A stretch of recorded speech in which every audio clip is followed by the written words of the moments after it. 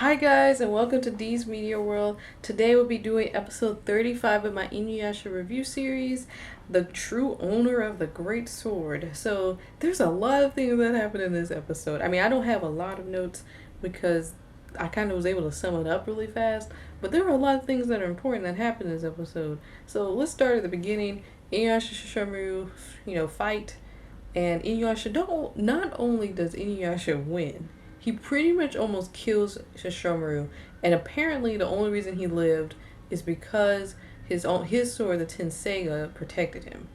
And my thoughts on that are, once again, Inuyasha wins a fight out of pure luck, which isn't a bad thing. I'm not saying that's a bad thing, but it goes along with his character. It kind of goes along with this kind of screw up who went. There's kind of this theme for heroes where they're kind of screw ups or they're not really that great a fighter or something, but they still find their way out of a situation. But Ian's just the first character I've ever seen who literally wins out of just luck. Not sense necessarily, but just like not circumstance, not like a Deus Ex Machina kind of thing, but like he wins because um he kind of gets his instincts kind of come into gear.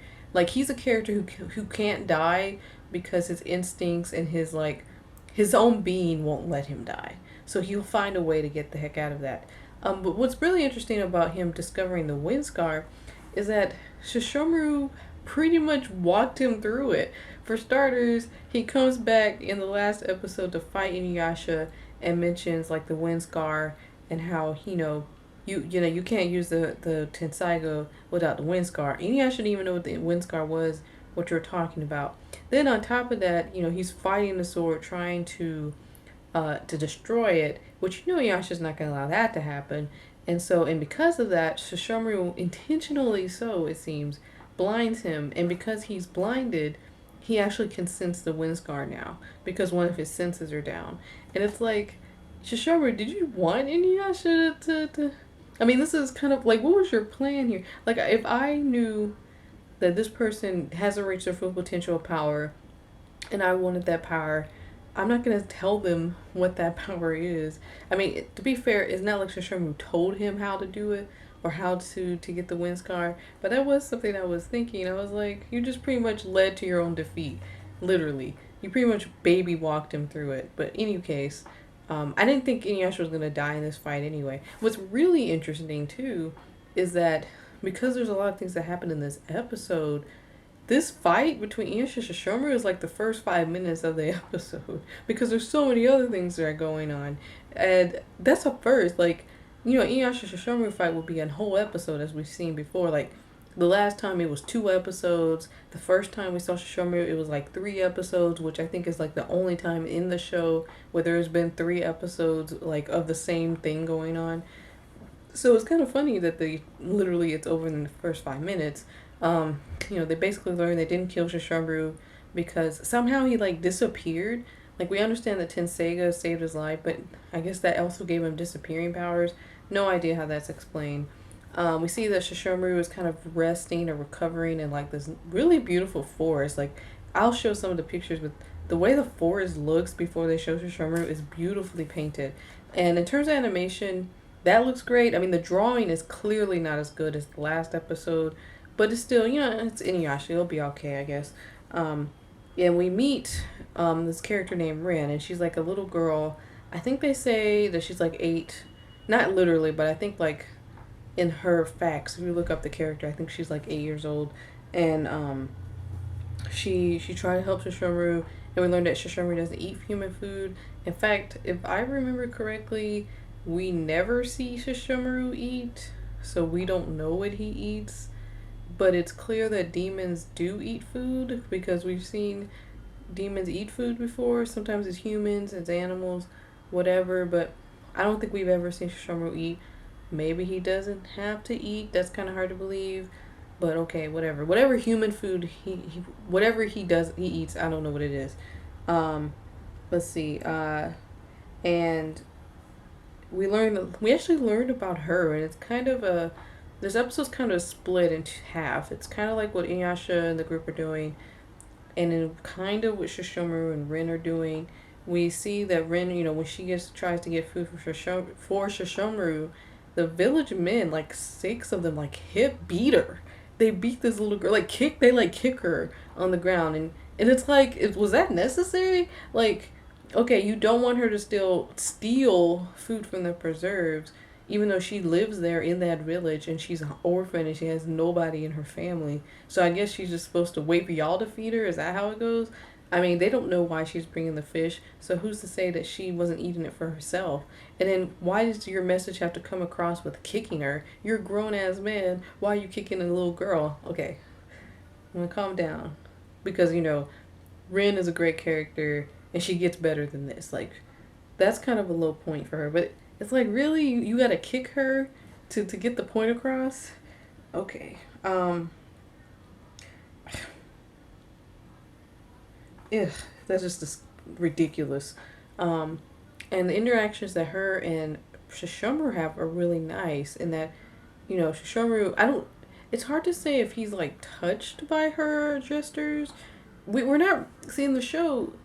Well, I'm not gonna go into that, but just by this episode alone, I am kind of thinking, I wonder what he sees in her, that is, he kind of is like, you know what, I'll go save her, because when she dies later on by the wolves, he's like, I smell that scent. Let me try a tensei out and see how it goes. Like it's as if he's just curious. Like he didn't want to actually save this girl's life.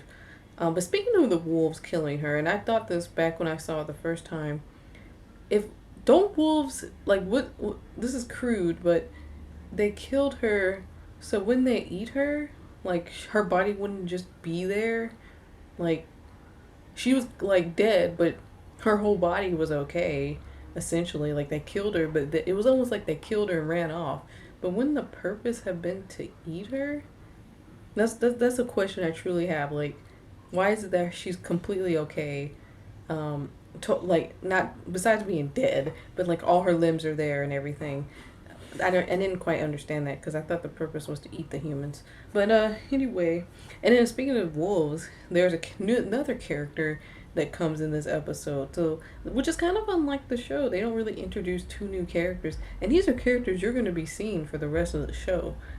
They're kind of minor characters.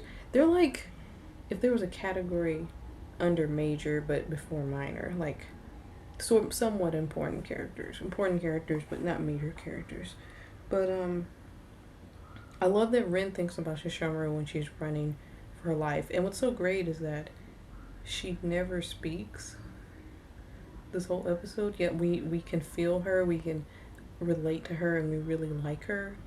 And I think that's awesome. I think it's great that this character doesn't have to talk for us to find her relatable. And then I guess the end of the episode is, them trying to figure out. I don't even care about that plot. I care about what goes on with Shishomaru and Rin. But it's setting up for the next episode what's going on with this wolf man. And he has 3 shards, 1 in his arm and 2 in his legs. 1 in each leg and stuff. And it's really an interesting episode, because it's kind of unlike for the show. It's unlike the show to introduce 2 new kind of important characters in one episode. And it's interesting how they're kind of linked, because, those wolves belong to this one demon who we're going to see next episode. And she, the girl, is connected to Shishomaru. And then Inuyasha's group is curious about what's going on with them and the jewel shards. So they're going over there. But none of these characters actually know that they're linked all together. It's kind of like the idea how you are linked to other people even if you don't know them, idea. It's kind of interesting. But anyway, I think that's kind of all I had to say about this episode. It's a good episode. I'm trying to make my reviews a little shorter. They don't need to be too long. And I think I almost forgot something. The new opening, the episode, I don't really care for the openings, to be honest. A lot of that has to do with the fact when I originally watched the show, it just went straight into the show, so no openings were on Adult Swim, so I didn't feel the need to, like, watch them. I skipped past them, but I did notice there is a new opening, and it's called I Am. And what's funny is that I noticed that Rin is in it, and if you've never watched the show before, you would be like, hey, she's hanging out with Shishomaru, so it's kind of spoiled for you. They should have waited to the next episode They literally could have waited one more episode before they changed the opening. But what's interesting is that they've changed the theme song at the end, the ending credit song, like quite a few, like maybe 5 or 6 or something episodes ago, and they are now just changing the opening theme for the first time, and we're on episode 35. Just something I noticed. But overall, this is a great episode. The last one was good too, and the next one is going to be really good. I think the next two are really good episodes. And anyway, I can't wait to see what happens with these characters. See you later.